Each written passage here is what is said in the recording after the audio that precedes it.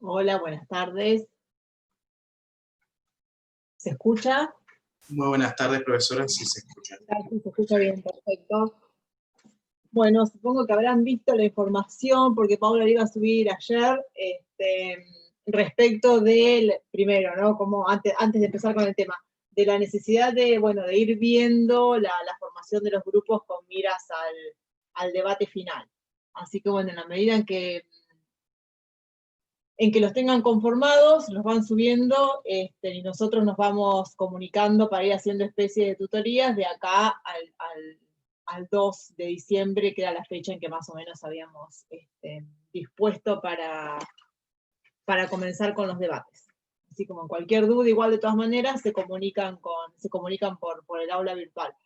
Estoy en deuda con algo de material que me habían pedido, así que ni bien nada, ya en un ratito cuando termine la clase ya comienzo a enviarlo. Es de un grupo que quería trabajar con prostitución y trata, así como en eso lo tengo presente y lo mando después de la clase. La idea de hoy entonces era charlar un poquitito sobre, a ver, aquellos debates en principio éticos que se pueden suscitar en torno a la penalización de la tenencia de estupefacientes para consumo personal, ¿no? Indagar un poco más allá de que obviamente el problema tiene aristas que concitan la atención de diversas áreas.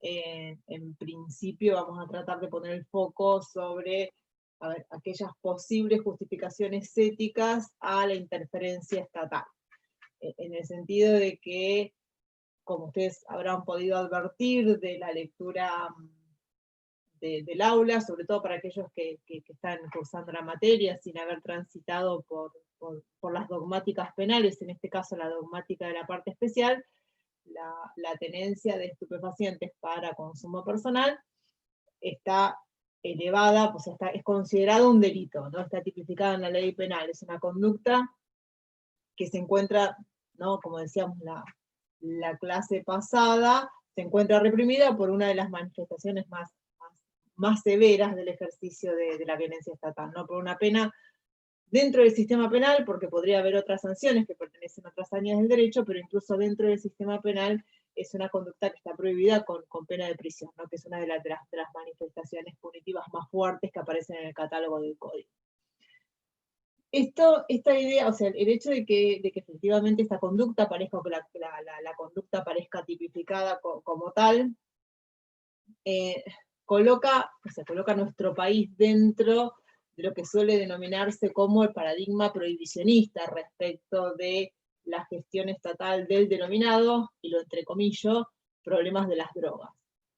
Y el paradigma prohibicionista, es decir, esta idea de que las conductas que tienen que ver con material estupefaciente, y acá tengo que hacer dos aclaraciones, ¿no? Que cuando estamos hablando vamos a hablar del uso recreativo, vamos a dejar de lado, ¿no?, el uso medicinal o el uso científico.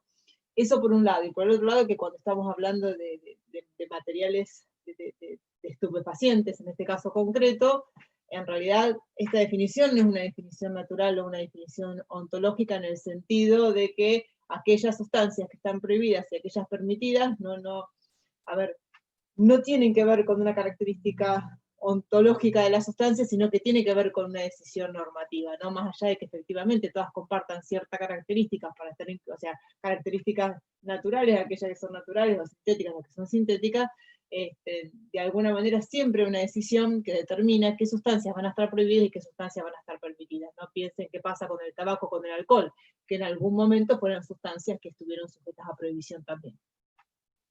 Entonces, estas dos cuestiones es importante tenerlas en cuenta, ¿no? Que la posibilidad de regulación es una regulación que aparece en el ámbito del derecho penal, y sobre todo que hay ciertas decisiones que tienen que ver, con decisiones normativas y no con cuestiones meramente ontológicas. El paradigma, ¿no?, el paradigma prohibicionista, o lo que se llama paradigma prohibicionista, a ver, en realidad es un paradigma que podríamos decir que es, o sea, a pesar de que es relativamente nuevo en tiempos históricos, ¿no? Porque nosotros podemos empezar a hablar, o se puede hablar de prohibicionismo en el ámbito del derecho, prohibicionismo con este sentido, ¿no? Una intervención estatal fuerte, dirigida más que nada a la penalización, desde hace 100 años a esta parte, ¿no? Aproximadamente. Es decir, que el consumo de sustancias psicoactivas en la historia es mucho más extenso, ya de mucho tiempo atrás, de que nace esta idea de regular, de gestionar, ¿no? Aquellas cuestiones relativas a las drogas por medio de una prohibición penal, ¿no? Y de hecho las primeras prohibiciones respecto del consumo de sustancias estupefacientes, insisto, del consumo recreativo, ¿no? Aparecen siempre unidas a la idea o comenzaron, ¿no? Unidas a la idea de lo moral, a la idea de lo religioso y a la idea de lo moral, más que nada. En líneas generales, si bien, a ver, el paradigma prohibicionista no es prioritario de Estados Unidos, siempre la gestión del problema por parte de Estados Unidos tuvo una incidencia muy importante en la agenda política, ¿no? En cómo colocar este problema en la agenda política y después en la agenda política internacional, de manera que es común tomar como referencia, a ver, algunos indicativos, ¿no? de legislación que se dieron en Estados Unidos. Y nosotros podemos empezar a ubicarlo, las primeras ideas o las primeras tendencias prohibicionistas, o sea, a fines de 1800, ¿no? Que tenían que ver con la prohibición del consumo del opio de los chinos, y luego con la prohibición con una mirada negativa respecto del consumo de cocaína por parte de los inmigrantes mexicanos. Es decir, que las primeras ideas, ¿no? vinculadas a la prohibición tenían como argumento, como fundamento, ¿no? estas cuestiones morales y sobre todo algunas cuestiones, ¿no? etnofóbicas, porque la mirada negativa respecto de estas conductas tenía que ver con ciertas prácticas de consumo que se consideraban inmorales, amorales, y además que de alguna manera terminaban siendo prácticas que incluso vinculadas, ¿no? a una cuestión religiosa, ¿no? asociadas a lo diabólico, asociadas a ver, un estilo de vida que no se adaptaba a ciertos cánones morales, unido obviamente a esta cuestión de estigmatización de grupos que aparecían como vulnerables. Y las primeras, en realidad, esta primera idea, ¿no? que terminó siendo un vehículo de alguna manera moral o un vehículo religioso, o que de alguna manera implicaba la alegación de este tipo de conductas, fueron los que, a ver, empezaron a condicionar la regulación jurídica.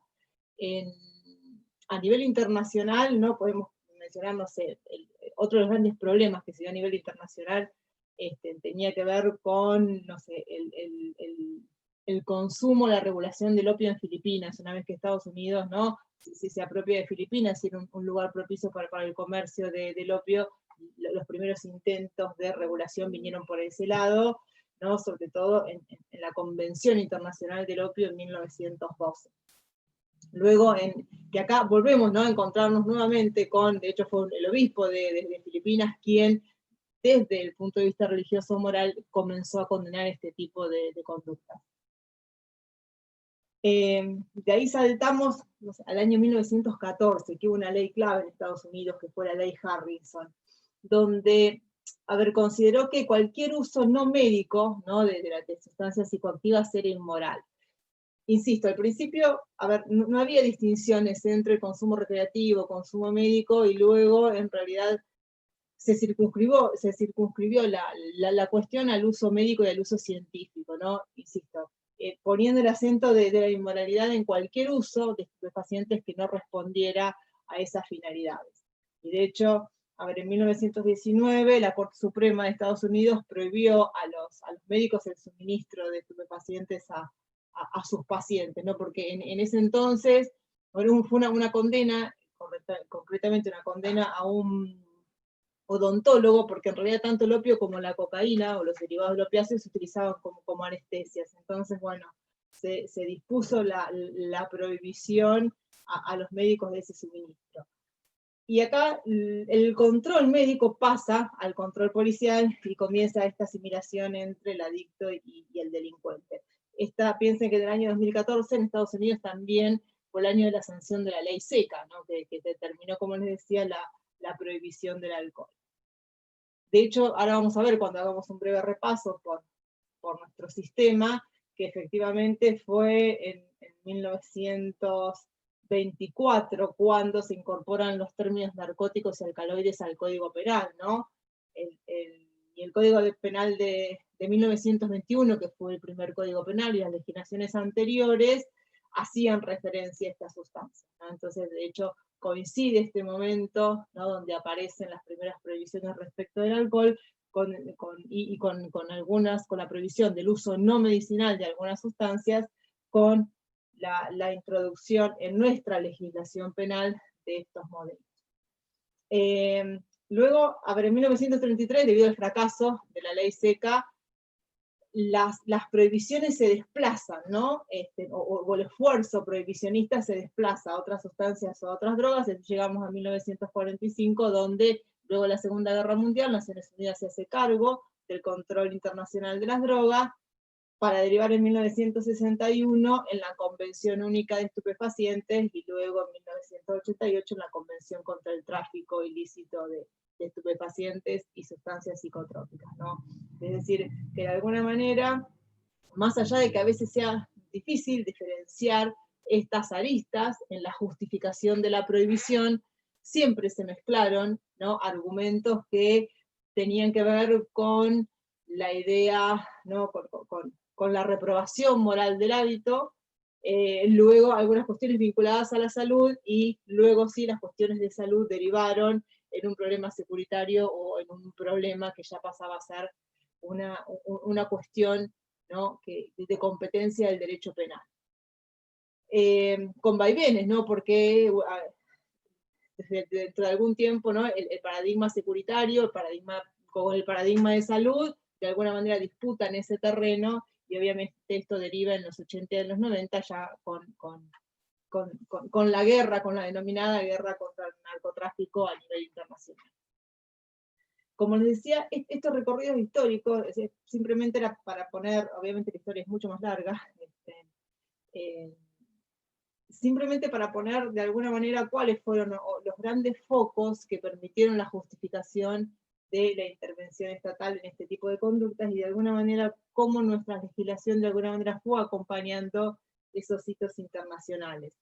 Ustedes tienen un recorrido histórico en la página, ¿no? Como les decía recién, el Código Penal de 1921, ¿no?, y los proyectos anteriores contenían referencia alguna a estas sustancias, ¿no? Y fue en 1994 donde se incorpora, como les decía, la idea, ¿no?, los términos narcóticos y alcaloides, y se consideraba delito la introducción clandestina, la venta, de aquellos que, estando autorizados, lo hicieran sin receta médica, y la prescripción y el expendio en dosis mayores a las indicadas, ¿no? Es decir, este paso, ¿no?, como les decía, del control médico al control policial se empieza a visibilizar en este tipo de cuestiones, ¿no? Luego, en 1996, ¿no?, también se comienza a considerar ya así ilegítimo la tenencia de narcóticos y alcaloides. Luego pasamos a 1968, ¿no? Recuerden que en 1961 se firmó la Convención Única contra la Convención Única de Estupefacientes. Y acá ya, ¿no?, se incorpora efectivamente en 1968 el término estupefacientes, y se enumeran distintas conductas de tráfico, incluidas la tenencia ilegítima, ¿no? Y obviamente hay un aumento de pena. Lo llamativo de esta ley, o lo importante de esta ley, de la 17.567 del año 1968, es que se mantiene la punición de la tenencia ilegítima, pero siempre que exceda las dosis correspondientes al uso personal. En 1974 se modifica la ley, en 1973, mediante la ley 20.509 se deroga la ley 17.567 y se vuelve a la redacción anterior, y en 1974 ya se sanciona la ley 20.771, que es la ley anterior a la ley vigente, donde se enumeran las distintas conductas de tráfico y se aumenta la pena. Y obviamente se discrimina la tenencia ilegítima, que tiene menos pena que la tenencia simple, pero se castiga así la tenencia para fines de uso personal, destinadas a uso personal. Y sí, en 1989, como les decía, un año después de la Convención contra el tráfico ilícito de estupefacientes y sustancias psicoactivas, sí se sanciona la ley vigente, que es la ley 23.773, donde se enumeran distintas conductas de tráfico. Hay un aumento de pena de todas las conductas, ¿no?, ligadas con toda la cadena de producción y tráfico de estupefacientes, y sigue vigente la incriminación de la tenencia, ¿no?, en estas dos versiones, la tenencia simple y luego la tenencia, ¿no?, destinada a consumo personal, ¿no?, incluyendo la posibilidad de derivar, ¿no?, el proceso hacia una medida curativa en casos de que se trate de una persona con una dependencia, con un consumo abusivo, o medidas curativas para los casos de experimentadores. Pero bueno, este breve recorrido por nuestra legislación en materia de estupefacientes nos deja muy en claro que efectivamente nuestro país se inscribe en el modelo o el paradigma prohibicionista, que es el eje básico sobre el cual se construye o se continúa construyendo actualmente la gestión del problema de las drogas. Más allá de que este paradigma, como vamos a ver después, es un paradigma que está en crisis, y su fracaso ha sido constatado por varias instancias internacionales, y se ha comenzado a discutir la posibilidad de pasar a otro modelo de gestión, cierto es que aún es el paradigma vigente en nuestro sistema. Este cúmulo de razones, ¿no?, que operaron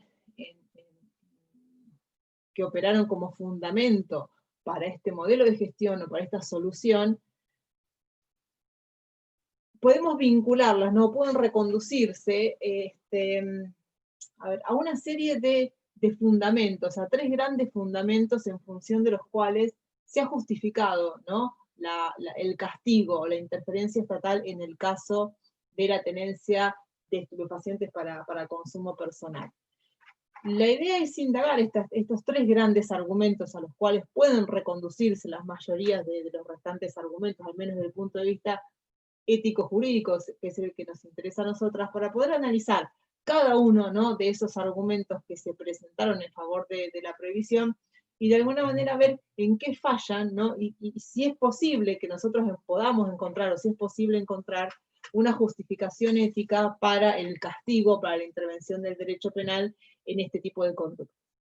Los tres argumentos con que generalmente, a los cuales se pueden reconducir, o las tres ideas a las cuales se pueden reconducir cada una de las razones que se fueron dando en favor de la prohibición, tienen que ver con, por un lado, el argumento perfeccionista, el argumento paternalista y el argumento de la defensa social. El argumento perfeccionista entiende que la mera autodegradación moral que implica el consumo de drogas constituye, ¿no?, independientemente de toda consideración acerca de los daños físicos, psíquicos, individuales y sociales que el hábito o que genera, una razón suficiente para que el derecho interfiera en ese consumo, ¿no? Y fíjense que esta idea es la que está presente, ¿no?, en las primeras gestiones respecto a en los primeros intentos de prohibición de la actividad. Obviamente que este argumento, ¿no?, este es el argumento que estaba presente cuando las primeras ideas de prohibición se dedicaron a los consumidores chinos de opio en Estados Unidos, a los mexicanos consumidores de cocaína. Lo mismo pasó en Latinoamérica, en Brasil con los negros, ¿no?, y sobre todo de sectores sociales más bajos, más excluidos. Es decir, es un argumento que, en la actualidad muy pocas veces aparece explícito, ¿no? Es decir, la idea de que efectivamente la degradación moral, ¿no?, o la mirada moral, el juicio moral negativo que esa conducta conlleva, sería una razón suficiente para castigarlo. Insisto, si bien es un argumento que no aparece de manera explícita, sí amanece, o sea, sí aparece de manera implícita, ¿no? Esto que a lo mejor no puede decirse, ahora vamos a ver por qué, en el ámbito jurídico, o no puede decirse de manera directa, sí muchas veces se cuela en muchas tramas argumentales derivadas del mundo jurídico, que podemos encontrar incluso, no solamente en el discurso jurídico, sino también en otros discursos respecto de, ¿no?, la justificación del castigo en estos casos, ¿no? Pensemos, a ver, ¿no? A ver, la asociación, ¿no? A ver, cuando pensamos en eso que vemos como consumo problemático, o cuando se instala muchas veces el problema securitario, ¿no? A ver, el consumidor de drogas aparece primero vinculado al delito, y además acá sí aparece el consumo que a veces se presenta como problemático, es el consumo que tiene lugar en sectores excluidos, ¿no? Esta asociación entre la droga y la delincuencia, este cliché, ¿no? De que, uy, estaban drogados, o porque drogas matan, o están drogados y te matan, o están drogados y no saben lo que hacen, y la droga asociada al delito efectivamente tiene un sesgo moral, o incluso es muy común, ¿no?, la descalificación, y acá se nos cruza con otra cuestión, ¿no? Esto de la mirada descalificadora, obviamente lo podemos relacionar con el concepto de aporofobia que vieron con Vicky en clases anteriores, o piensen en qué pasa cuando, a ver, las consumidoras son mujeres, ¿no? Son mujeres y madres, como, a ver, el juicio moral es casi expreso, ¿no? En cuanto a que la condición de consumidora de estupefacientes automáticamente la coloca en condición de mala madre, ¿no? Es decir, si bien acá son situaciones, como decía, que la inmoralidad del acto no aparece de modo expreso, sí es una idea que aparece siempre jugando en aquellas cuestiones, ¿no?, de reprobación hacia la conducta del consumo recreativo. Lo cierto es que si nosotros pensamos si es posible, a ver, o analizamos si este argumento es posible, si efectivamente la mera, a ver, inmoralidad de un acto es una razón suficiente para su interferencia estatal, nos vamos a encontrar en pugna con algunas disposiciones de nuestro sistema normativo. La semana pasada, cuando veíamos la justificación del castigo, hablábamos, ¿no?, de la interpretación que corresponde asignar al artículo 19 de la Constitución Nacional en tanto regula el principio de autonomía, ¿no? Es decir, nuestro sistema reconoce, ¿no?, esta facultad personal de elegir y desarrollar nuestros propios planes de vida sin interferencia de otra gente y sin interferencia de los órganos estatales, ¿no? Y esto nos obligaba, ¿no?, para decir que efectivamente esta posición es una posición consistente, que es una posición atendible, nos obligaba a distinguir dos dimensiones de cualquier sistema moral, ¿no? Es decir, esta dimensión que está constituida por las reglas morales que tienen que ver, ¿no?, con nuestro comportamiento hacia terceros, que nosotros hablamos en este caso de moral intersubjetiva, y luego esta otra dimensión que está constituida por las pautas morales que definen modelos de virtud personal y que permiten juzgar a las acciones, ¿no?, por los efectos que esas acciones tienen en el propio sujeto y no por los efectos que esas acciones pueden llegar a tener con el resto de sus pares sociales, ¿no?, que se llama, que se denomina, o que Nino en realidad denomina, moral autorreferente. En este sentido, ¿no?, un punto de vista, a ver, liberal, justifica la interferencia estatal solamente respecto a aquellas acciones que integran la moral intersubjetiva. Y aquellos ideales de excelencia humana que integran cualquier sistema de moral que cada uno de nosotros profesemos, no deben estar homologados por el Estado. Y este es el eje o el tamiz a partir del cual tenemos que interpretar el artículo 19 de la Constitución Nacional, ¿no?, que define de alguna manera cuál es el alcance de la moral pública al presuponer que las acciones que ofenden la moral pública son coextensivas a las acciones que perjudican a terceros, ¿no?, es decir, la moral intersubjetiva. ¿Esto qué implica? Que puede haber una conducta que sea ejecutada en la intimidad más absoluta y que sin embargo provoque un daño tercero, pero puede haber una acción autodegradante, aún ejecutada en público, que resulte inocua para un tercero, ¿no? De manera tal que si nosotros pensamos en los argumentos perfeccionistas para justificar la tenencia de estupefacientes con el fin exclusivo de consumo personal, este argumento efectivamente encuentra un valladar importante en la Constitución Nacional.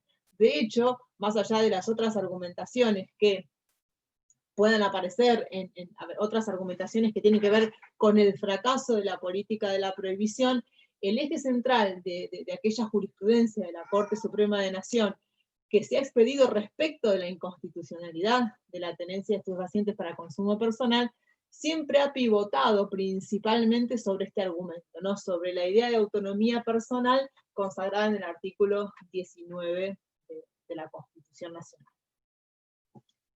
El segundo argumento, ¿no? con el cual suele, o al cual pueden reconducirse las justificaciones respecto del castigo de este tipo de conductas, es lo que llamamos argumento paternalista, ¿no? Es decir, la idea de paternalismo, yo no sé si la vieron con alguna de las chicas antes, se hablaron, ¿no? de paternalismo, o qué significa el paternalismo estatal. ¿Alguien tiene noción de qué hablamos cuando hablamos de paternalismo?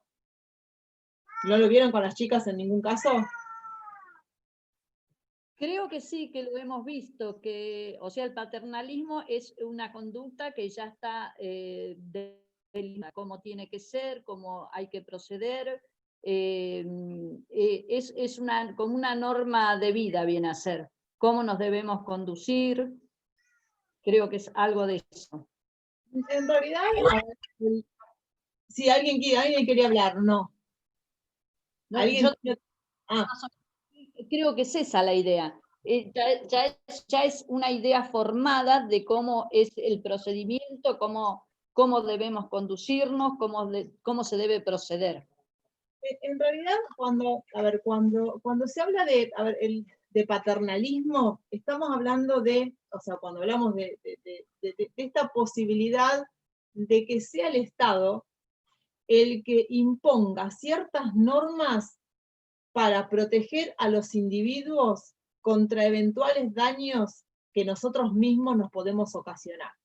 O sea, la idea de una intervención paternalista es, ¿no?, que el Estado de alguna manera nos subrogue a nosotros en nuestras decisiones para que podamos, para evitar que cada uno de nosotros realice conductas que puedan resultar perjudiciales para nosotros, principalmente para el propio individuo cuando se trata de individuos autónomos, ¿no? Piensen, por ejemplo, en el uso de casco, ¿no? ¿Por qué estamos obligados a usar casco? ¿Qué interés tiene el Estado en que, un individuo utilice un casco cuando conduce motocicletas, ¿no? que sea obligatoria el uso de cascos? Y bueno, la idea es que el individuo, o sea, que en caso de un accidente, reducir los daños para quién y para el propio individuo.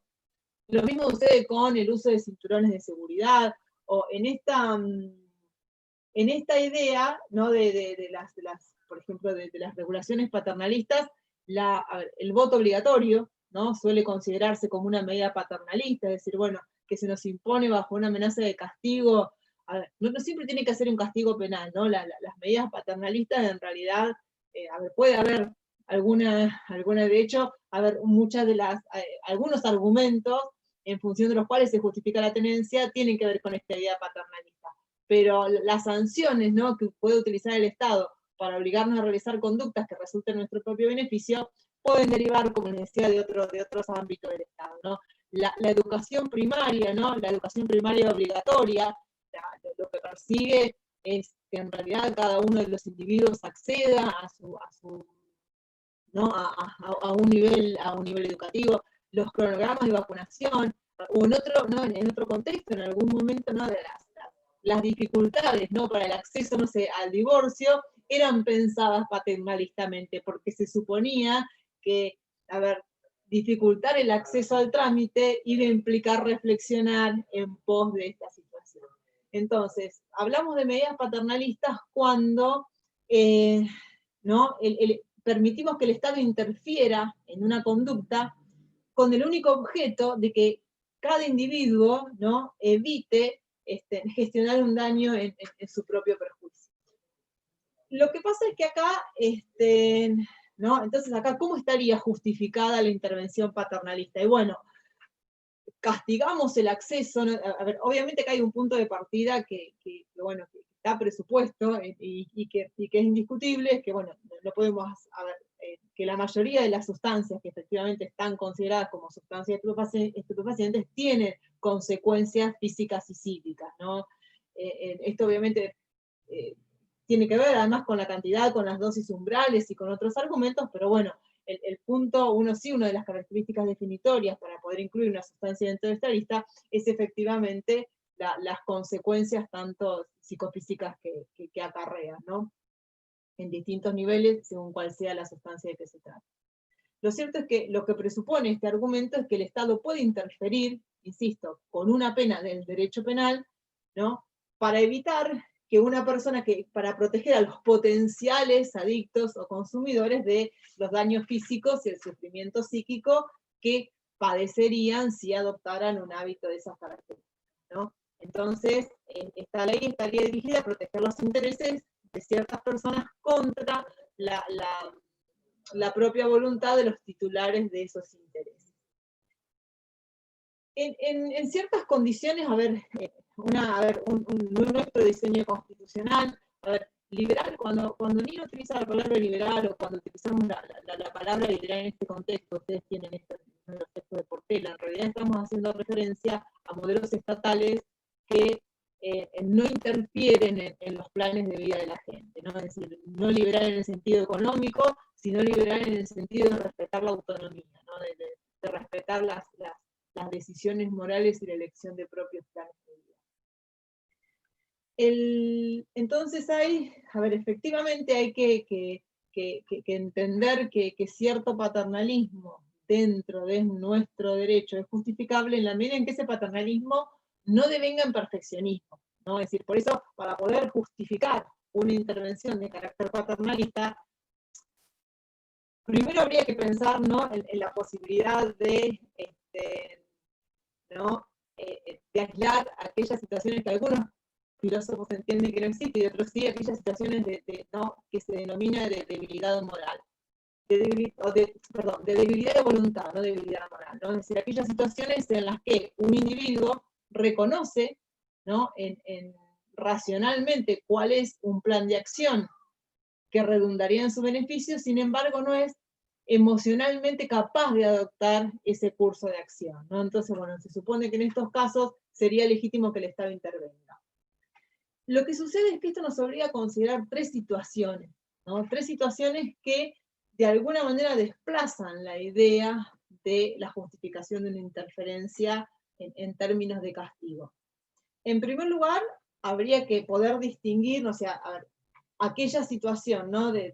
Insisto, esto que se denomina desde el punto de la filosofía debilidad de voluntad, y no se lo hace en un sentido peyorativo, sino en un sentido descriptivo a los efectos de poder justificar estas medidas, habría que poder distinguir estos casos de aquellas situaciones en las que hay una valoración diferente de los bienes involucrados, ¿no? Porque para poder decir que que el Estado, para poder autorizar que el Estado intervenga en mi interés, esto presupone, ¿no? Que yo no soy capaz de reconocer ese interés y que el Estado lo está valorando, ¿no? Del mismo modo en que yo lo valoro. Otra medida paternalista que me estaba acordando, ¿no? Era cuando se había prohibido, por ejemplo, o se intentó prohibir, no, se prohibió realmente, no sé si está vigente la prohibición, ¿no? La sal en los restaurantes, ¿no? Es decir, bueno, esto ¿qué finalidad tenía ahí? Evitar que nos convirtiéramos en hipertensos. Y el problema es, bueno, si esto tiene que ver con que yo no me di cuenta que consumiendo sal puedo derivar en una hipertensión, o yo realmente, elijo o prefiero, ¿no? Comerme un plato de papa frita salada y, bueno, y elevar unos grados mi tensión arterial. A veces es muy difícil, insisto, separar objetivamente y para todos los casos, porque esto tendría que hacerse desde el punto de vista normativo, aquellas situaciones que tienen que ver, que efectivamente hay una situación de debilidad de voluntad, que sería la que justificaría la interferencia, de aquellas situaciones en las que hay una distinta elección, una distinta valoración de los bienes involucrados, porque a lo mejor esto nos resulta dificultoso pensarlo, ¿no? En torno a estas sustancias que además, ¿no? Ciertos procesos de estigmatización, ¿no? Respecto al consumo de ciertas sustancias, a ver si lo pensamos con otras sustancias, porque piénsenlo en el consumo de tabaco, o en el consumo de alcohol, ¿no? Es decir, el consumo de muchas sustancias, a ver, o de muchas sustancias que pueden ser perjudiciales o peligrosas. Sin embargo, mucha gente que valora, ¿no? A ver, el placer que le puede producir, que no sé, el consumo el consumo de tabaco o el consumo de alcohol, por sobre las consecuencias que sabemos que genera nuestra salud. Piénsenlo, a ver, en lo que sucede en las actividades deportivas de riesgo. Es decir, ¿no? Es decir, hay muchas actividades deportivas que implican, ¿no? La sola práctica de esos deportes implican un riesgo para la salud. Y sin embargo, yo prefiero, ¿no? Puedo preferir ir a escalar, ¿no? Es decir, y asumo ese riesgo aún frente, ¿no? A la tranquilidad que sería la preservación de mi salud si me quedo en mi casa, porque bueno, si no corro riesgo de quebrarme, ¿no? Es decir, esto es lo que se juega, a ver, que a lo mejor es tan fácil de advertir cuando lo pensamos con relación a otras conductas que efectivamente pueden ser perniciosas para la salud, pero bueno, acá se nos vuelve a poner en juego esto que aparecía solapado en el primer argumento, ¿no? Esta idea perfeccionista que asocia la idea del consumo de ciertos materiales estupefacientes a cierta degradación moral. Entonces, es como suplantamos, ¿no? esta distinta valoración de los intereses en juego por una mirada moral del asunto. Entonces, en estos casos ya, a ver, el perfeccionismo, el paternalismo que sería válido, se convierte en inválido porque deja de ser paternalismo para convertirse en perfeccionismo. Es decir, si yo subrogo los intereses del propio interesado, son mis intereses los que entran en juego para justificar una acción y no los intereses del propio titular de los bienes en juego. A ver, esperen que me dice que mi altavoz no funciona. ¿Ustedes me escuchan? ¿Vos me escuchás? Que te quería hacer una pregunta. Sí, sí, sí. ¿Está teniendo que ver el tema, por ejemplo, del COVID, la prohibición, el aislamiento, el no contagiarse para no contagiar al otro? ¿Eso lo podemos ingresar en este tipo de paternalismo, si se quiere? Sí, a ver, acá hay yo podría entender que algunas medidas sí son paternalistas en cuanto, a ver, su realización sea obligatoria. Lo que me pasa es que en el caso sí habría algunas medidas que yo las podría justificar desde ese lado, pero claramente me parece que algunas medidas tomadas en este contexto tienen que ver más con la defensa social. Porque en el caso de las medidas paternalistas se adoptan porque el objeto de protección es el titular de aquel bien que se va a ver afectado. En algunas medidas que se están tomando en este contexto, yo no estoy obligada a hacer un barbijo para evitar que yo me contagie. Yo estoy obligada a usar un barbijo porque contagie a un tercero, ¿no? Es decir, hay ciertas normas que tenían que preservarse, no solamente para preservarme a mí de mi propia salud, sino porque yo me convertía en un agente transmisor. Entonces ya acá, en este contexto, ¿no? Estamos... Como que forman parte del orden público, ¿no? Que ya no es la salud en particular de cada uno, sino que se está cuidando lo que es el orden público y lo que tiene que ver con la sociedad toda, ¿no? Sí, a ver, es muy dificultoso, sí, a ver, sí. A ver, es muy dificultoso a veces a la definición de estos bienes colectivos, ¿no? O a veces sucede, hay que ser un poco rigurosos, a veces con la consideración del orden público como categoría general. O en este caso, a ver, el orden público, yo, a ver, lo incluiría más por una cuestión de salud pública. Ahí sí es más fácil, ¿no? De entender que no es una cuestión de salud que afecta a una sola persona, sino que es una cuestión de salud en general. Esto incluso casi viene dado por la propia definición de pandemia, porque pensemos que no es una situación que sea, a ver, que tenga que ver con otro tipo de enfermedades cuya transmisión puede ser mucho más controlada, sino que acá estamos en una situación, a ver, de absoluta excepcionalidad, donde hay definiciones que incluso escapan al propio derecho interno. Pero sí, qué sé yo, podemos ver, a ver, insisto, algunas medidas ¿sí? de carácter paternalista, pero me parece que acá las medidas tienen que ver más con lo que podría llamarse defensa social, que es el otro argumento que vamos a ver después, ¿no? Donde claramente, a ver, esto sería, si lo pensamos en términos de ética, serían, ¿no? O serían morales, serían a ver, acciones no de la moral autorreferente, sino de la moral intersubjetiva, ¿no? ¿Por qué? Porque no me afectan a mí mismo, así que no sé, a ver, una acción autorreferente, qué sé yo, no sé, a ver, hacerme un tatuaje, si yo sé que soy yo la que me voy a la que me va a doler o que me voy a enfermar, o cuando yo me expongo, ¿no? A ver, individualmente frente a una situación de riesgo. Ahora, cuando yo ya me coloco en una situación de contagio hacia terceros y ya no puedo hablar de una medida que el Estado realiza para protegerme a mí, sino en realidad está protegiendo al tercero que no quiere contagiarse. Me parece que tiene mucho más de fundamento en ese otro lado que en este. Obviamente que, digo, en este caso, ¿no? Frente a una pandemia, sí estamos frente, ¿no? a una situación que está afectando la salud pública, porque afecta a la salud en general. Lo que estaba queriendo significar es que esta situación se puede dar fuera de este contexto y con relación a situaciones, ¿no? Intersubjetivas. Pienso, por ejemplo, ¿no? Cuando, no sé, en alguna posibilidad de agravamiento de pena, no sé, en los casos de delito contra la integridad sexual, cuando el agente sabe que puede transmitir una enfermedad de esas características. En ese caso, mi conducta puede ser objeto de reproche penal, pero mi conducta es objeto de reproche penal porque yo estoy afectando la salud de un tercero. Y esa salud es una salud individual. En este caso concreto sí podemos hablar de la salud pública.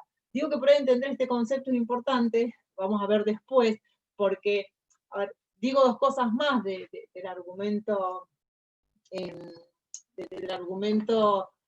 paternalista, pero sí, esto es claro, ¿no? En el caso del concepto de salud pública sí aparece involucrado cuando nosotros vemos el argumento de la defensa social, ¿no? Es decir, cuando decimos, bueno, a ver, o cuando muchas veces escuchamos, decimos, el tema de las drogas es un tema de salud pública. Es decir, bueno, ¿y qué hablamos de cuando hablamos de salud pública? ¿No? Es decir, bueno, a ver, es una situación que por ahí es de difícil definición. Pero si hay algún caso en el que esa definición aparece clara, es precisamente cuando hay una declaración mundial de pandemia. Pero bueno, pero sí, obviamente hay argumentos que tienen que ver con la salud que pueden ser incluidos dentro de, a ver, claramente, no sé, a ver, el uso de cinturones de seguridad o el uso de casco, y sí tienen por objeto preservar la salud física en cuanto a que no se vea, a ver, frente a un accidente, frente a cualquier situación donde los daños físicos se restrinjan, o sean menores, ¿no? Por eso decía que en estos casos una medida paternalista está justificada, ¿no? Es decir, es posible justificarla aún dentro de las coordenadas de nuestro sistema jurídico. Pero bueno, si es en estos casos, ¿no? Subrogamos los intereses del individuo, ya nos deslizamos del paternalismo al perfeccionismo. Entonces, bueno, es un argumento que aparece, ¿no? en tensión, o al menos no aceptado por las disposiciones del sistema. Luego, a ver, también tendríamos que distinguir los casos, ¿no? de debilidad de voluntad, de aquellos casos, ¿no?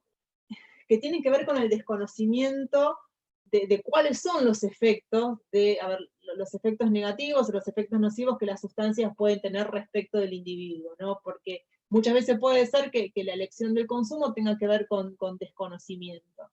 Y si el motivo del consumo es el desconocimiento, esto no autorizaría desde el paternalismo a la implementación de medidas de castigo, ¿no? A ver, medidas de castigo, pues se entiende que estas medidas van a operar siempre como un desalentador de la voluntad. En este caso lo que se necesitan son medidas de carácter educativo, ¿no? Es decir, bueno, a ver, mi desconocimiento respecto de los alcances del consumo de una sustancia no se soluciona castigándome por consumirlo, sino que se soluciona proporcionando educación e información respecto de las sustancias que consumo. ¿No? Esto es un argumento que incluso vuelve a tener, vamos a volver al final, sobre estas cuestiones, que sobre todo tiene vigencia, porque una de las consecuencias negativas de los paradigmas prohibicionistas ha sido que, a ver, la falta absoluta de control respecto de la calidad de la sustancia que circula. La verdad que hoy las sustancias de corte, ¿no? Se utilizan como sustancia de corte desde líquido de baterías hasta cal. Entonces, los efectos nocivos muchas veces se producen, ¿no? Es decir, por desconocimiento de lo que estoy consumiendo y no porque mi voluntad esté dirigida a ese consumo, en cuyo caso, insisto, las medidas que estarían justificadas serían medidas de carácter educativo o formativo, pero no medidas de carácter penal o de carácter sancionatorio. Y luego habría que distinguir los casos en que efectivamente existe una debilidad de voluntad de aquellos casos en que existe ya una situación de incapacidad física o psíquica de controlar la voluntad del consumo, ¿no? Que son los casos claros de adicciones más severas, donde, a ver, el castigo no funciona nunca como contramotivo, precisamente porque estas personas, a ver, se colocan, incluso tampoco tiene sentido el castigo penal, porque el propio sistema penal, ¿no?, impide castigar a aquellas personas que no pueden comprender la criminalidad del acto o dirigir las acciones en función de esa comprensión, ¿no? Para aquellos que no cursaron penal parte general, nuestro sistema entiende que una persona que no es capaz de comprender, ¿no?, aquello que el derecho penal ordena, o que comprendiéndolo no pueda dirigir sus acciones conforme a esa comprensión, por muchos motivos, pero uno de estos motivos tiene que ver con la incapacidad psíquica, no es una persona que pueda estar sujeta a pena. Entonces, si es alguien que efectivamente no tiene capacidad ni física ni psíquica como para advertir, como para ser consciente de la dirección del consumo, en realidad en estas situaciones obviamente entran consideraciones médicas, pero estamos hablando de situaciones en las que hay una compulsión, ¿no?, al consumo, el castigo tampoco tiene sentido, porque el castigo no va a operar, como decía recién, como contramotivo. Entonces, lo cierto es que no hay objetivamente, ¿no?, ninguna forma operativa, ninguna forma practicable que nos permita aislar el primer grupo de casos de estos tres últimos supuestos, ¿no? De manera tal que el castigo de la tenencia de estupefacientes o el castigo de las drogas con fines de consumo, o la compulsión implícita en la amenaza a este tipo de conducta se proyecta sobre todo, indiferenciadamente, sobre todos los grupos, de manera que alcanza grupos en los que no, efectivamente, a los que efectivamente, como les decía, o respecto de los cuales no es posible justificar paternalistamente la intervención. Y el último argumento, y esto se emparenta con lo que decías vos, Alicia, tiene que ver con el argumento de lo que se denomina defensa social, ¿no? Porque en estos casos la punición del consumo estaría justificada en la medida en que se dirige a proteger a otros individuos que no son drogadictos y a la sociedad en su conjunto, ¿no? Obviamente, a ver, la prohibición tendría por objeto proteger a los no consumidores de los efectos, a los no consumidores, o sea, la sociedad en su conjunto, de los efectos nocivos que se generan por el hecho de que algunos miembros de la sociedad consuman estupefacientes, ¿no? Es decir, este es el argumento que por ahí, a ver, que no funciona, ahora vamos a ver por qué no funciona tanto con relación a los estupefacientes, sí estaría funcionando por ahí en este contexto, ¿no? Donde claramente muchas de las medidas adoptadas, habría que analizar cada medida en particular, pero bueno, pero muchas de las medidas adoptadas, aquellas que efectivamente se comprobaría que son efectivas para evitar la transmisión del daño, sí serían, ¿no?, por ahí justificables desde este paradigma. Disculpame, en este caso creo que uno de los que más funciona es el control de alcoholismo, ¿no es cierto? El control de alcoholismo que se hace comúnmente en las rutas, ¿viste? O sea, la gente que se alcoholiza y corre peligro, o otro padel, son los casos más normales. Claro, pero fíjate que en este caso, a ver, el ejemplo que pones es interesantísimo en este sentido, porque cuando, a ver, es un ejemplo que me gustaría tomar porque sí, es un ejemplo después trasladable a lo que pasa con las drogas ilícitas.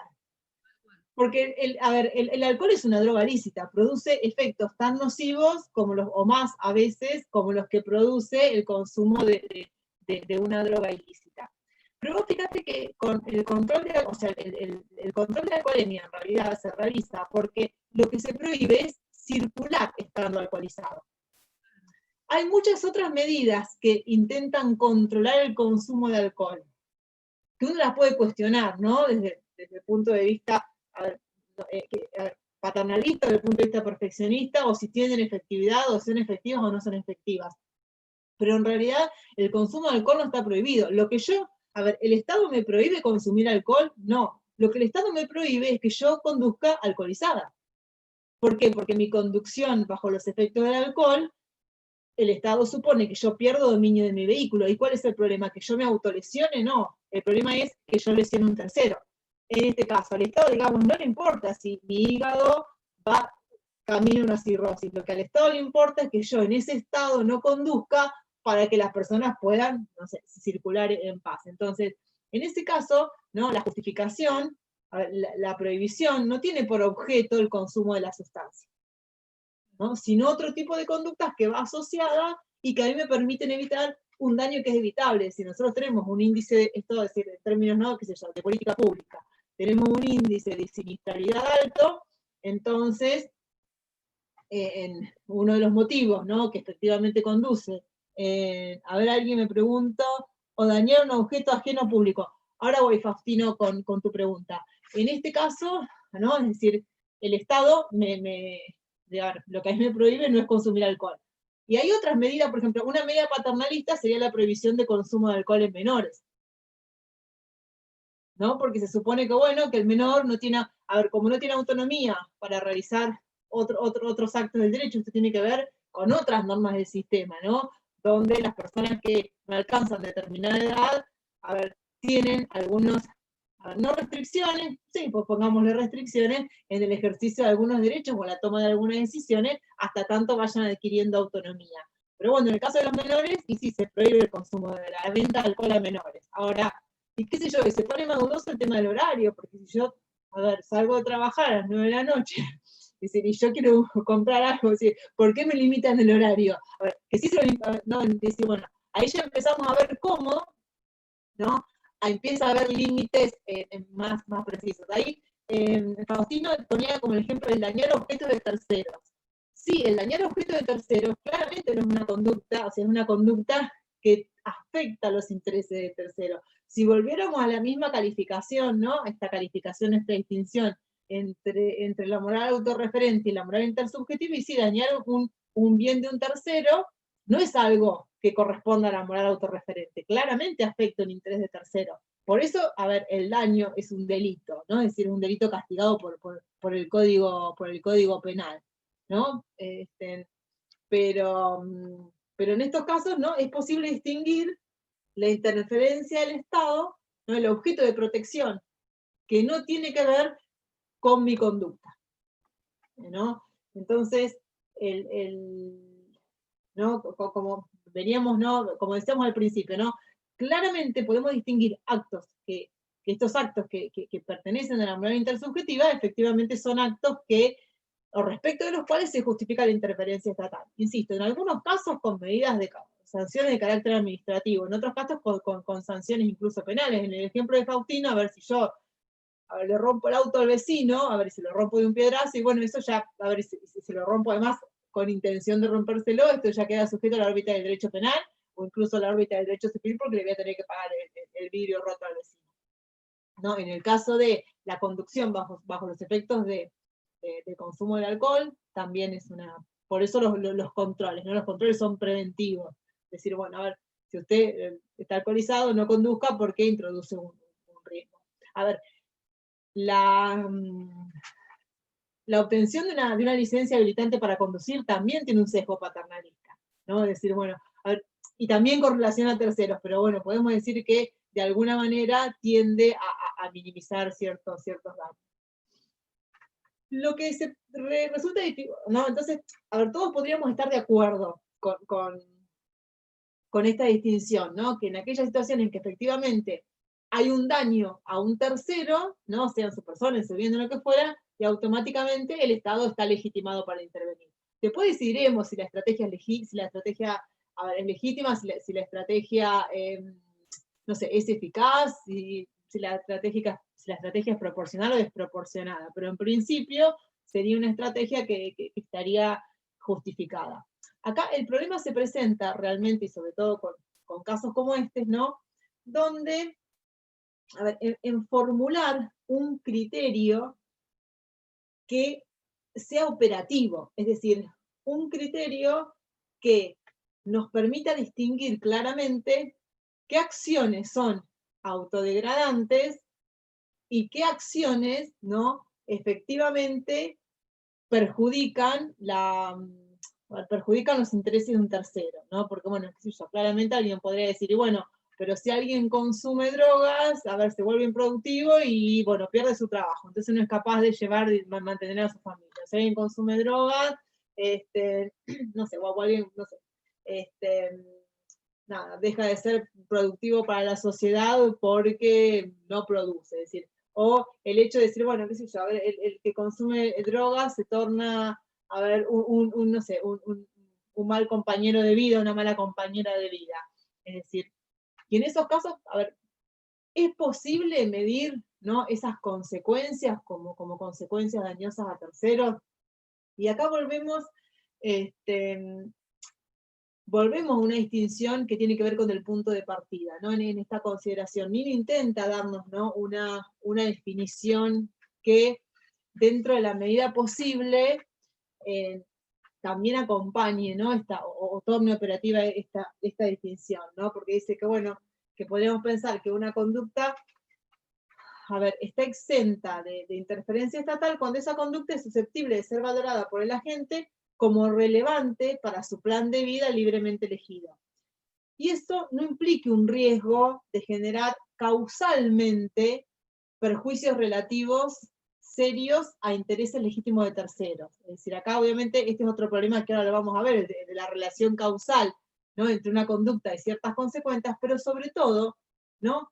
En esos intereses, a ver, lo que se tiene que, a ver, considerar como intereses de terceros afectados por una conducta, no pueden reducirse a las meras preferencias de los demás respecto de un cierto plan de vida, ¿no? Es decir, yo tengo que considerar efectivamente que la conducta que yo estoy evaluando como una conducta que genera daños a terceros se constituye efectivamente en un agente causal de ese daño, pero además, en la consideración de esos intereses, yo no puedo incluir las preferencias que los terceros tengan respecto de sus propios planes de vida, ¿no? Entonces, bueno, sí, puede haber consecuencias que sean disvaliosas, pero esas consecuencias disvaliosas, si constituyen, ¿no? un interés legítimo del plan de vida del otro, no pueden ser consideradas como intereses afectados. Pero sobre todo esto va unido, ¿no? a esta idea de consideración causal, porque cuando nosotros, o sea, cuando se evalúan, ¿no? muchas veces las relaciones causales, ¿no? habría que ser, primero, posibles de evitar, ¿no? las meras asociaciones, ¿no? Volvemos a este ejemplo paradigmático que vos decías, ¿no? de alcohol con la conducción.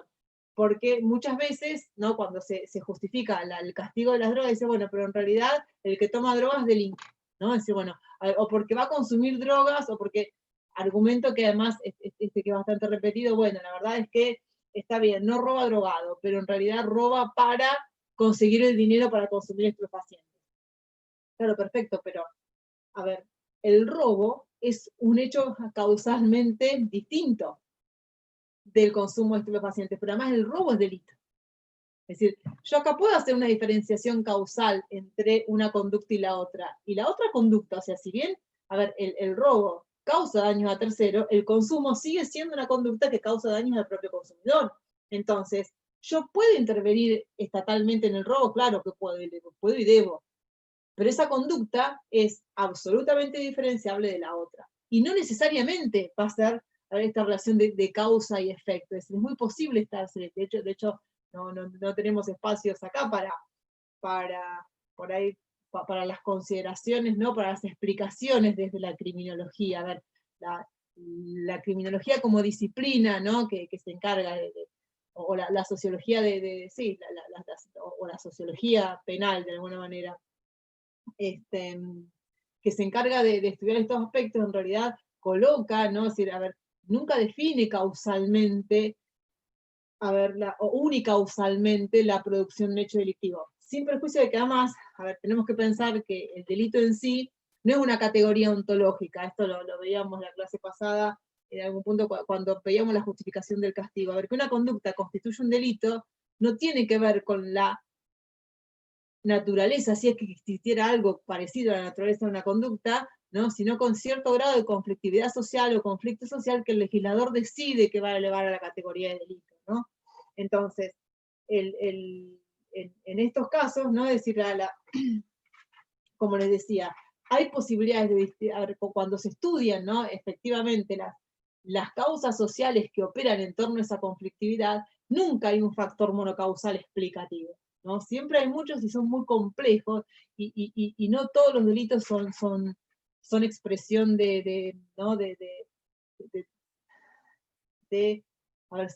ver, o no todos los delitos se reducen a lo que llamamos delitos predatorios o callejeros, que parece que son los que preocupan en este caso, ¿no? Pero bueno, lo cierto es que es posible, de la misma manera en que es posible, ¿no? Decir, bueno, a ver, yo lo que castigo es conducir alcoholizado, ¿no? Porque a mí lo que me interesa es que la gente no conduzca en ese estado. Yo puedo prohibir el robo, porque al Estado lo que le debe interesar es que la gente no robe, porque efectivamente, en ese caso, sí efectivamente hay una conducta que constituye un daño tercero, ¿no? Es decir, y en muchos, a ver, piensen que en la mayoría de las asociaciones, ¿no? Incluso, bueno, a ver, de pronto, bueno, sí, lo que sucede es que, a ver, es necesario castigar el consumo de estupefacientes porque quien consume estupefacientes se constituye en un mal ejemplo respecto de los terceros. Bueno, yo puedo prohibir consumir en público, ¿no? Fíjense qué pasa ahora con la prohibición de consumo de tabaco, ¿no? Donde, bueno, porque a lo mejor a ver, en caso del consumo de tabaco, porque además a ver, tiene que ver con las consecuencias físicas para los que no fuman estando delante de un fumador, pero bueno, si lo que se quiere evitar es el efecto contagio, alcanza con prohibir el consumo en público. Es decir, en muchas situaciones que aparece, o el suministro, ¿no? Que aquello efectivamente, qué sé yo, bueno, la conducta de convidar y suministrar, pero la verdad es que ya está tipificada la conducta de suministrar como una conducta distinta de consumir, del consumo recreativo. Entonces, este argumento, que si bien es un argumento, el argumento de la defensa social, que si bien es un argumento válido para justificar el castigo en muchas otras conductas, o en la mayoría de las conductas, no es una conducta no es un argumento, insisto, que bueno, Alicia, sí, pusiste lo del fumador pasivo, pasa eso, ¿no? Es decir, bueno, en ese caso, a ver, hay una afectación a tercero, pero yo puedo separar la conducta del daño al tercero de mi conducta de fumar. Entonces, bueno, insisto, a mí el ejemplo del cigarrillo me resulta significativo, o el ejemplo del alcohol, porque son drogas, ¿no? Son drogas permitidas, que producen efectos nocivos como producen otras sustancias. Obviamente habrá sustancias que producen mayores efectos nocivos, pero bueno, a lo mejor habrá que determinar cuál es la dosis umbral.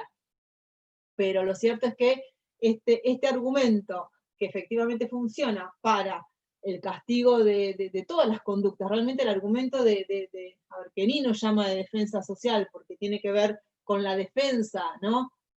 Defensa en el sentido, bueno, de evitar que efectivamente, o poder de alguna manera interferir o colapsar aquellas conductas que produzcan daños a terceros, que ese sí es una justificación legítima.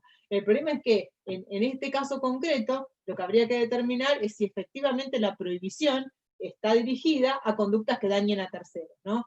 Acá estamos hablando solamente del caso de la tenencia para consumo personal. Obviamente, si es cualquier otra conducta que trasciende esta frontera, obviamente ya trasciende el límite de la legitimidad y permite una interferencia estatal en este sentido. Y de alguna manera, a ver, la situación es dificultosa, lo que Nino termina diciendo, y en esto seguimos a Nino porque, a pesar de que es un texto que tiene muchos años, de alguna manera permite dar sentido a la cantidad de argumentos que circulan, al menos en el ideario jurisprudencial, ¿no?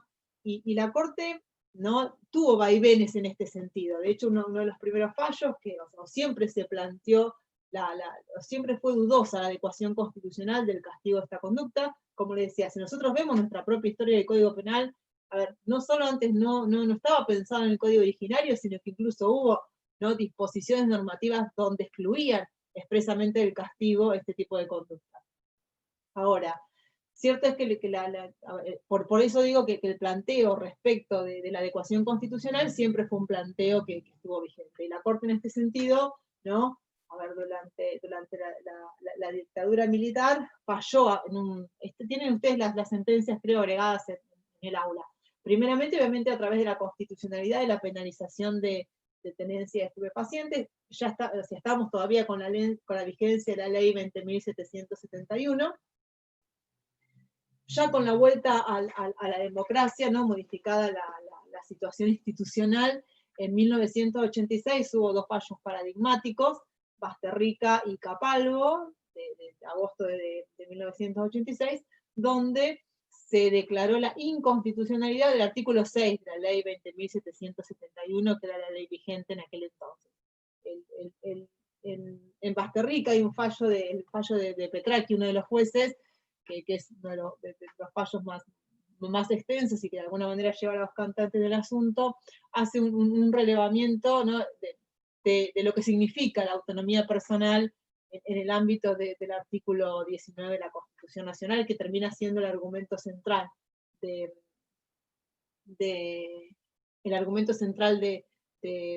la inconstitucionalidad. Luego, en 1990, volvemos, ¿no?, se abandonó Basterrica y se vuelve a Colavini, que fue el primero de los fallos, en Montalvo, ¿no? Es decir, en este caso fue en 1990 ya la Corte con la nueva composición, y esto coincide, ¿no? Tampoco, o sea, los años 80 y 90 fueron años, a ver, por ahí importantes porque ya se incrementó, se profundizó, ¿no?, a nivel nacional ya el discurso de la guerra contra las drogas, donde la persecución internacional del narcotráfico lleva dirigida, a ver, a la asociación de los cárteles de drogas, porque en algún principio lo que pasó con la prohibición, una de las críticas al paradigma prohibicionista tuvo que ver con que, obviamente, a ver, se pensaba que, ¿no?, en primer lugar, uno de los ejes del paradigma prohibicionista tenía que ver con el castigo de la oferta, ¿no? Se pensaba que si se castigaba la oferta de drogas, esto iba a disminuir la demanda, porque lo que iba a pasar era que iba a ser una sustancia prohibida, en realidad el precio de la droga iba a aumentar y esto iba a dificultar el acceso. Y esto, bueno, es contratado por de hecho, varios organismos internacionales, en que realmente el efecto fue distinto, o sea, o al menos no logró de alguna manera controlar el precio. Lo que pasó fue que se diversificó la producción, se diversificó la distribución, y el acceso al precio, de hecho hay informes de Naciones Unidas que el precio a nivel internacional fue bajando, lo que facilitó el acceso. Pero lo que produjo también, ¿no?, luego de venir la globalización, fue que el tráfico de estupefacientes en realidad empezó a involucrar otro tipo de actividades sumamente lucrativas. Ya era imposible casi diferenciarlo, o aparecía asociado conjuntamente con el tráfico de armas y el tráfico de personas, con la trata de personas. Entonces se convirtió en un negocio redituable. Pero además del primer convenio de Estados Unidos con Colombia, que permitió la militarización para ¿no?, luchar con los cárteles, lo que produjo fue, a ver, no una guerra contra los narcos, sino una guerra entre los narcos con participación estatal y militar.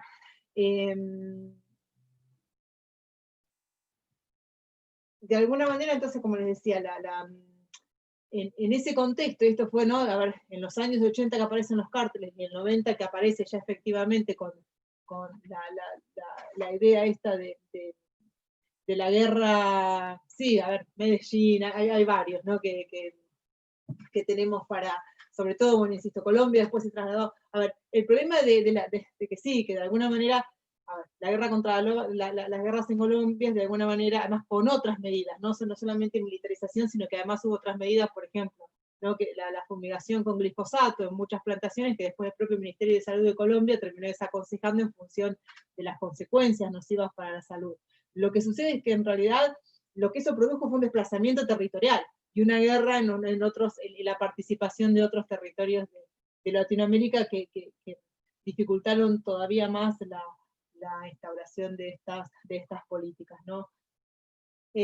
A ver, con lo que esto trajo, ¿no? Respecto de las migraciones, del insumo, ¿no? Para la producción de personas en estado de vulnerabilidad, bueno, y otras consecuencias absolutamente nefastas.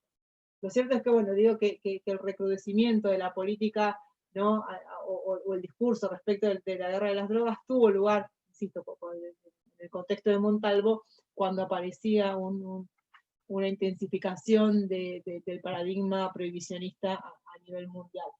Por eso se explica la inserción histórica del fallo. Y luego, finalmente, ya en agosto de 2009, la Corte, no en su última integración, en la integración anterior, en la causa Arriola Sebastián, también se pronunció en favor de la inconstitucionalidad del artículo 14 de la ley 23737, que es la que efectivamente castiga la tenencia de estupefacientes para el consumo personal, y nuevamente, a ver, lo que hizo fue relevar, ¿no? Todas aquellas, a ver, las consecuencias negativas, ¿no? que se constataron de la política del paradigma prohibicionista, ¿no? que de hecho viene siendo revisado desde hace unos años atrás a nivel mundial, ¿no? A ver, yo decía que en algún momento sí hubo una pugna entre el paradigma de salud ¿no? y el paradigma securitario, ¿no? como estrategias para enfrentar el problema, sobre todo porque los daños a la salud han sido muchos. En el sentido de que, bueno, que el hecho de no controlar, una de las consecuencias también negativas que se señalan respecto del paradigma prohibicionista fue que, a ver, no se controlaba la calidad de la droga, de las sustancias, y como se utilizan demasiadas sustancias de corte, esto produjo, a ver, afecciones a la salud casi tan graves como el consumo de las propias sustancias, sin perjuicio de que al no saber cómo estaban compuestas las sustancias, no sabía el grado de pureza, insisto, no había manera de conocer cuáles eran los efectos en la salud que producía el consumo, de manera tal que esto no ocasionaba, ¿no? Por consecuencias en la salud más graves. Estaba buscando, tenía nada, quería leerles esto, ¿no? Por ejemplo, a ver si lo tengo.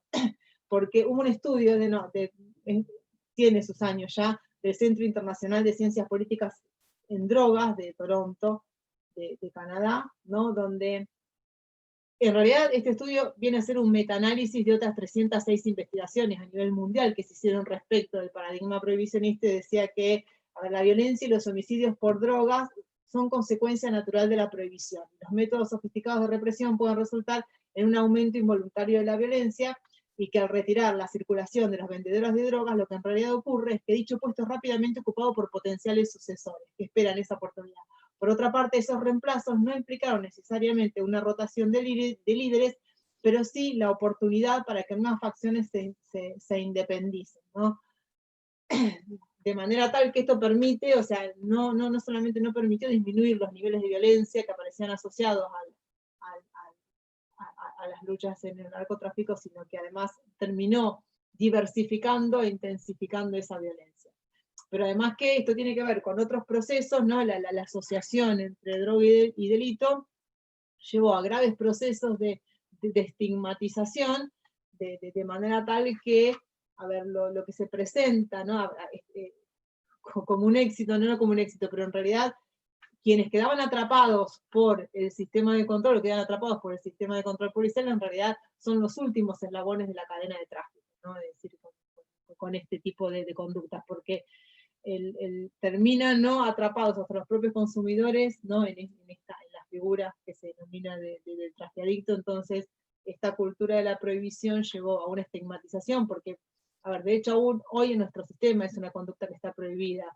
Y, bueno, algunas otras consecuencias que tienen que ver, en algún principio, la represión de estos delitos estaba a cargo de ¿no? de la justicia federal. Y luego en el año 2005 se produjo lo que llamó desfederalización, que derivó a los tribunales provinciales la persecución de el tráfico de estupefacientes, el comercio de estupefacientes fraccionado para consumo, ¿no? Es decir, los últimos eslabones de tráfico fueron derivados a la justicia provincial, pero siendo esta una prohibición vigente, esto determina, insisto, que el sistema, que terminen atrapados en el sistema los últimos eslabones de la cadena de tráfico. Con un claro grado de estigmatización, sobre todo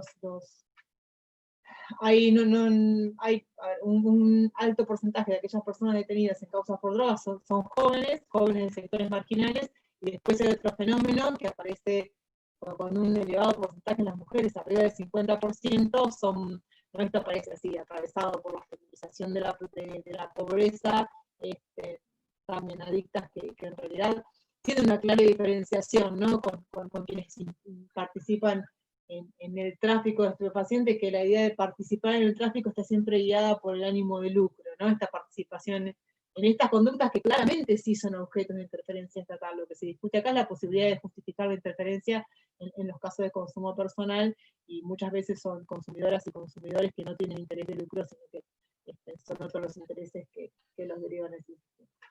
Pero también está muy relacionado con la porofobia. Totalmente, sí, en realidad es un tema que se puede cruzar tranquilamente, porque, a ver, cuando nosotros hablamos de estos procesos de estigmatización, bueno, hay mucho para hablar, cómo se van desarrollando los procesos de estigmatizaciones, a ver, desde el punto de vista sociológico es un tema que es muy interesante, pero nosotros tenemos varias estigmatizaciones, es decir, la verdad que la idea del consumidor termina siendo un estigma, pero un estigma es una marca negativa, ¿no? Es decir, es un estereotipo negativo, ¿no? Nos podemos encontrar con estigmas positivos, estereotipos positivos, pero el caso del estigma siempre va mayoritariamente asociado a una idea de degradación. Entonces, no solamente, a ver, lo tenemos asociado a una idea de degradación moral, sino que en realidad muchas veces, a ver, esta es una razón que también aparecía en las primeras ideas de prohibición, que tenía que ver con la razón estética, ¿no? Con la razón de que ciertos personajes no nos ensucien el paisaje. Entonces, tenemos una construcción que es estética, pero que además otra construcción que sí se relaciona con esta idea que nosotros hablamos de la porofobia, porque el rechazo generalmente, el rechazo más fuerte es el rechazo hacia los sectores vulnerables. A ver, esta asociación entre dos, a ver, hay este estigma del pibe chorro, ¿no? El estereotipo del pibe chorro y el drogadicto van de la mano en este sentido. Entonces, bueno, sí lo podemos cruzar tranquilamente, porque pareciera ser que otros consumos sociales no se presentan como tan problemáticos o como tan molestos, ¿no? En ese sentido. Entonces, claro que esta es una...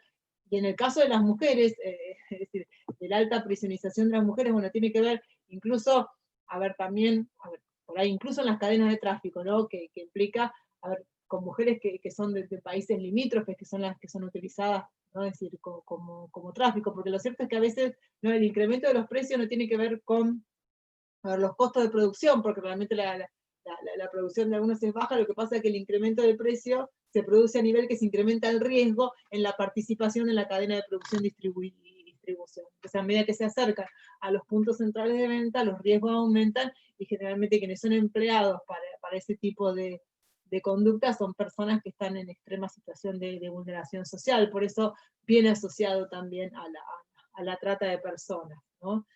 Y era altamente significativo el porcentaje de mujeres detenidas por conductas en infracción a la ley de explotación.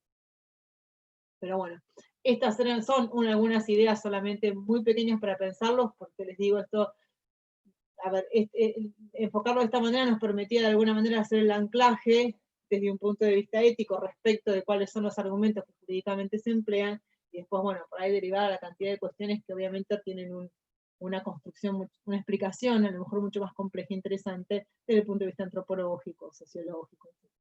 Pero esto es como decíamos en la clase anterior, es una invitación a pensar el problema.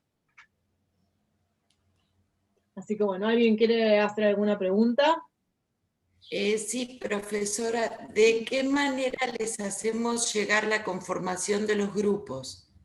En el foro, creo que Paula iba a abrir, no tengo la página abierta, íbamos a abrir un foro, si no yo me comprometo a abrirlo ahora, para que en el mismo foro nos indiquen los integrantes de los grupos y eventualmente algún mail de contacto, y se pueden obviamente comunicar con nosotros por la página. Una vez que estén armados los grupos, ¿no? Que ya están definidos sobre qué temas van a trabajar y cuántos grupos son, lo que vamos a hacer es dividir tutorías. Ajá.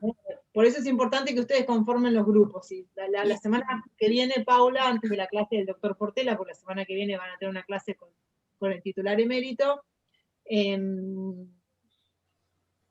una vez que estén los grupos conformados, lo que vamos a hacer es dividirnos los grupos por docentes, y después sí, a ver, nos manejaremos por WhatsApp, por lo que sea, a ver cada docente no sé, con los grupos que les toquen, por eso es importante que ustedes lo definan y lo definan rápido, no solamente el tema, porque lo más importante de los grupos, o sea, por eso digo, pónganlo en el foro, si no yo ahora abro un foro que diga grupos, porque lo importante es definir cuál es el punto de discusión para que efectivamente haya un debate, ¿no? Porque la idea no es hacer, dos monólogos cruzados, sino decir, bueno, busquemos un punto, una cuestión, ¿no? Que uno pueda argumentar por sí y otro pueda argumentar por no. Si ya tienen todos los grupos armados por los temas, bueno, ahora abro el foro y en un foro que diga grupos, y ahí se anotan todos los grupos que están armados, así ya a partir de mañana podemos empezar con las tutorías, con la selección del material, con el diseño de las estrategias argumentales. Pero bueno, Florencia, si ya los tienen formados, ya abro un espacio para que ustedes puedan ahí, insisto, pongan en cada grupo, den una indicación de correo electrónico. Sí, los grupos serían, tendrían que estar todos los que cursen, obviamente, pero bueno, el que ya tiene su grupo armado y su tema de discusión, porque en realidad vamos a necesitar 2 grupos para cada tema. Después es difícil ponerse de acuerdo quién va. Piensen que esto, chicos, es un ejercicio argumental. Acá lo que se va a evaluar es la calidad de los argumentos en cuanto a argumentos, ¿no? Acá no se evalúan en posiciones personales, porque puede ser, ¿no? que a mí me toque, no sé, trabajar en un grupo en el que tengo que defender la posición contraria a la que yo estoy asumiendo. O sea, acá nadie los va a evaluar por su manera de pensar y nadie los va a identificar con aquella postura que defienden, porque entiendan que el ejercicio de evaluación consiste en hacer un buen debate, ¿no? Porque ninguno de estos temas, tiene una posición ganada desde el punto de vista, no sé, sociológico, desde el punto de vista ético. Entonces, lo importante es que ustedes puedan, ¿no?, confrontar argumentos. Lo que se va a evaluar es decir, bueno, si pude entender cuál es el problema, la pregunta problema, y cuáles son los argumentos que yo utilicé para defender mi postura, y después cómo contraargumento con el otro grupo, ¿no? Entonces, bueno, por eso es importante definir, ¿no?, la pregunta para que ustedes puedan dialogar, para que se puedan contestar entre ustedes en el ejercicio. ¿No hay problema si hay más de un grupo con el mismo tema?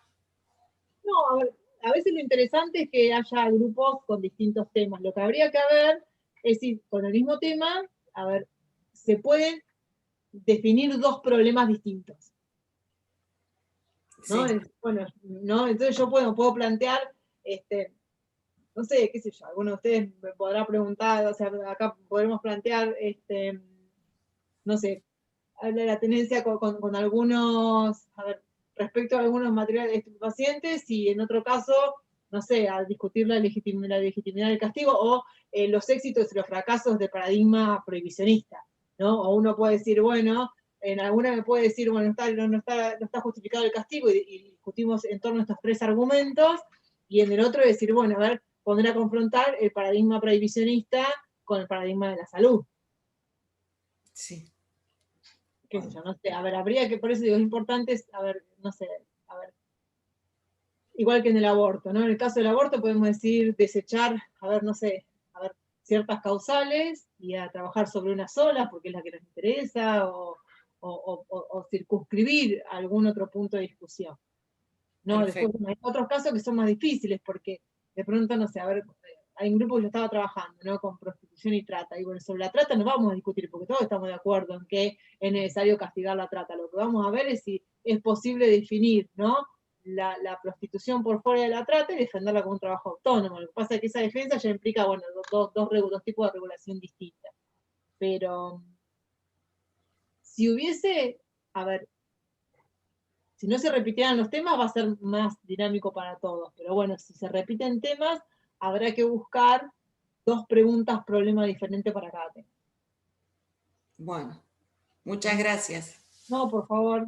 Bueno, nos mantenemos en contacto. Yo ahora armo el foro entonces, como Bueno. para que vayan ya anotando los grupos. Bueno, Bueno, gracias. gracias, Adrián. Nos vemos. Chau, chau.